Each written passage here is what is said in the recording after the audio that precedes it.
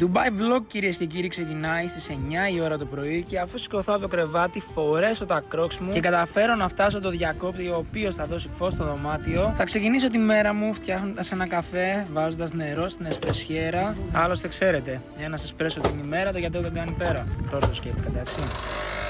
Θα ράξω το κρεβάτι για να τον απολαύσω και στη συνέχεια θα ανοίξω την κουρτίνα για να δείξω και σε εσάς τη θέα, την απίστευτη θέα που έχει το δωμάτιο. Στη συνέχεια θα κατευθυνθώ προς την πισίνα, καθώς βρισκόμενο στο Ντουμπάι θα ήθελα όσο το δυνατόν περισσότερο γίνεται να κάνω μαύρισμα, γιατί Θεσσαλονίκη τώρα το καλοκαίρι έχει τελειώσει, γενικότερα στην Ελλάδα. Οπότε ναι, άραγμα, ηλιοθεραπεία, ξεκούραση και καπάκι. Θα πάμε στο δωμάτιο, θα αλλάξουμε και θα κατευθυνθούμε προς το εμπορικό, το Mall of Emirates. Δεν ξέρω για εσάς, εγώ προσωπικά δεν κουράζομαι ποτέ να βλέπω τις ουρανοξύσεις και το φιτσουριστικό πλάνο που δίνει το Ντουμπάι.